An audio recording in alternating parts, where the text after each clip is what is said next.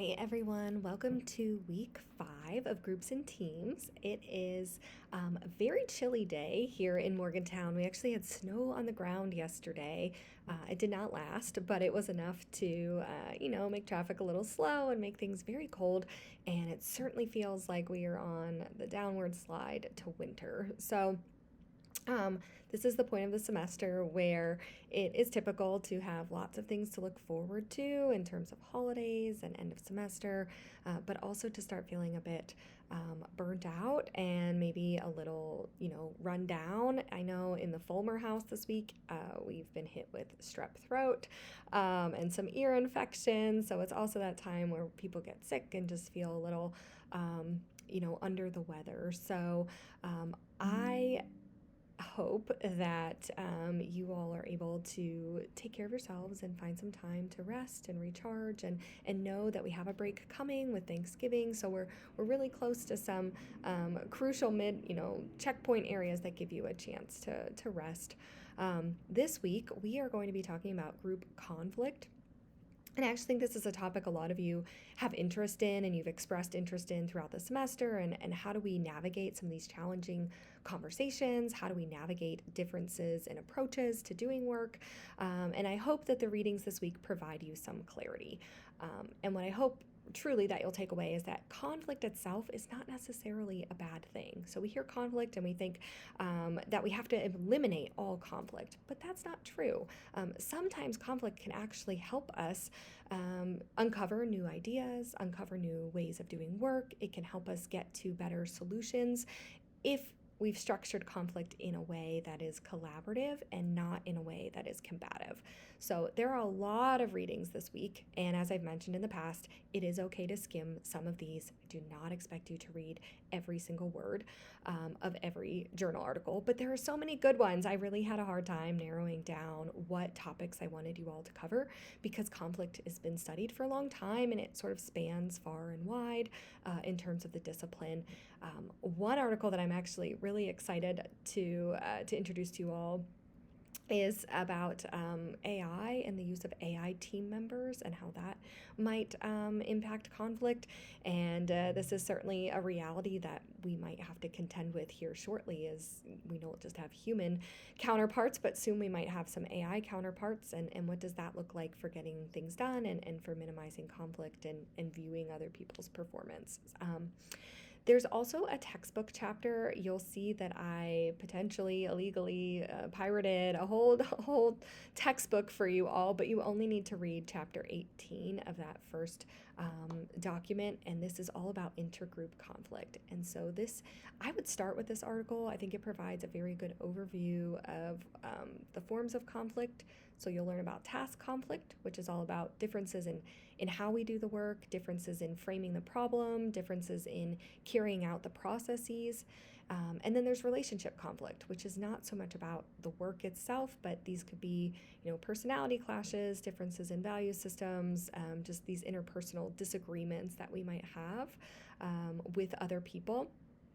And we can see how both of these can be detrimental to group outcomes if they're not handled effectively. And I think you'll start to see some connections between this week's content and some of the content we learned earlier in the semester.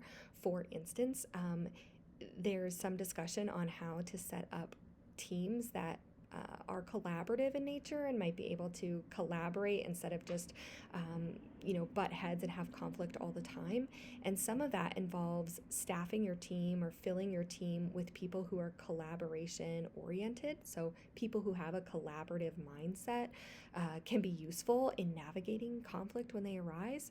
So that isn't something that came up when we were talking about team characteristics, but certainly something to keep in mind of how are people going to manage conflicts when they arise, and who do we have on our team that might be able to lead some of those efforts. And this could be particularly useful if you think you're creating like a task force or a committee or a work project that might be a little bit controversial, or there might be very differing opinions about how to do the work or different approaches. So keeping in mind who you include on that team can be important for shaping how teams go about actually engaging in conflict. So I'm really excited for this week.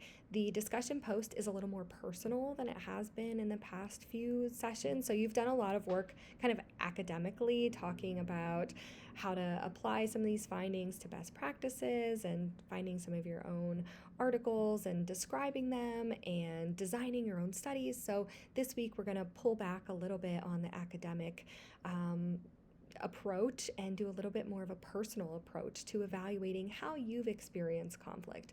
And I really want you to think about what your general approach to managing conflict has been or is, and look at yourself, right? Kind of use this lens to evaluate what conflict you've experienced in the past and how you've navigated that conflict at work.